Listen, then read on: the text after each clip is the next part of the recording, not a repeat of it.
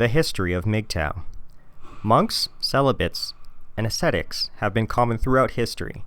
Siddhartha Gautama had a wife and a son that he abandoned at age 30 to investigate the world, and even Paul the Apostle recommended against wives and families because he believed them to be an encumbrance. However, MGTOW are not per se a part of any religious tradition, and do not necessarily abstain from sex. The phenomenon of male self-determination goes back centuries under names such as freeman, celibate, bachelor, stag, and freewheeler.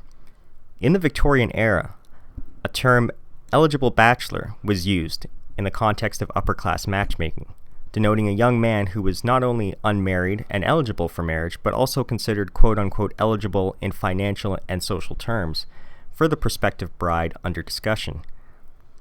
In the Victorian era, the term confirmed bachelor denoted a man who was resolute to remain unmarried. Sometimes these self-determined or MGTOW men formed groups, the earliest known being the Anti-Bardell Bachelor Band of 1898. The term men going their own way, or variants such as going his own way or to go his own sweet way, in reference to men's freedoms, is hundreds of years old. The herbivore men phenomenon was first observed by Maki Fukusawa in an article published on October 13, 2006, and was subsequently discussed in a book by Masahiro Morioka. The modern incarnation of MGTOW as a community has its origins in what is known as the manosphere or androsphere, a loose and informal collection of weblogs, web forums, and websites of men discussing men's issues. The MGTOW phrase made its appearance in the early 2000s in several online men's rights groups. Three of those who conceived of the MGTOW community went by the names Zed the Zen Priest, Ragnar Jensen, and Mikio. Zed noted that many types of men's rights movements, to his dismay, would splinter and fracture because the men in those movements displayed an incredible amount of stubbornness, infighting, and stifling political correctness. Zed coined the term MGTOW because he noticed one reason why men's rights movements were not effective was because men kept going their own way. Ragnar describes the historical establishment of men going their own way as taking place in Hickory, North Carolina, in October 2004. In a meeting between Ragnar and Mikio, Zed was also invited, but unable to attend due to illness.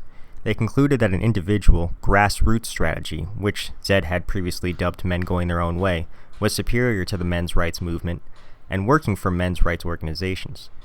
In an interview, Ragnar describes the moment as follows. Quote, "You see, all these ideas were floating around the internet. We were frustrated that we couldn't get men to build an organization, couldn't get men to come to this damned meeting. Everybody was going their own damned way, and in fact, that men went their own way.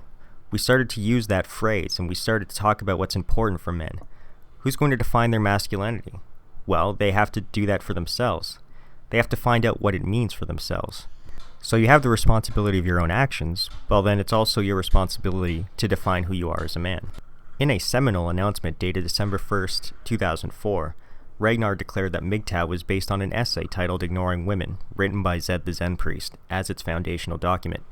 As Zed stated in this document, quote, "Men must now completely destroy marriage. It is too corrupt, too foul to fix. It is a derelict building which must be torn down so that something useful can be built in its place. We cannot stop the marriage strike. The real men's movement is millions of wildcat strikes of one man who has woken up to what bullshit marriage as it exists today really is. No matter how big a dam one builds, a river will always overcome it.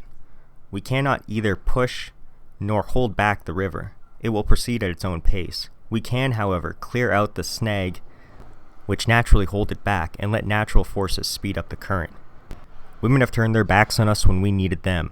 Now we must turn our backs on them when they need us."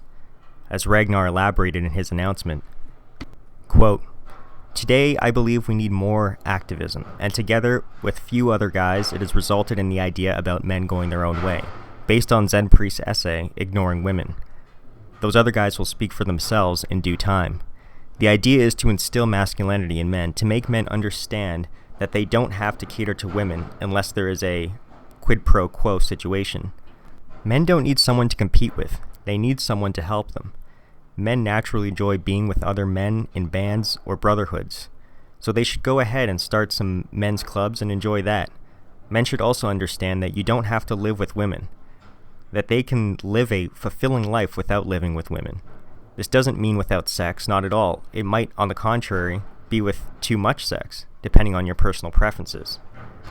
Ragnar concluded with what he called a small essay of his own, which introduced the MGTOW logo, and which advocated two strategies that come together in one, namely, 1. Instilling masculinity in men, and 2. Ignoring and shunning women. Much of these ideas are subsequently fleshed out and discussed, occasionally with heated arguments, and men adapted and expounded upon MGTOW as a philosophy and a way of being. The present incarnation and definition of the term MGTOW has evolved away and severed its ties from its murky origins in the men's rights movement, such that today the definition of MGTOW is a strictly non-political philosophy centered around independence or separation from women, and a rejection of traditional gender roles of masculinity and femininity.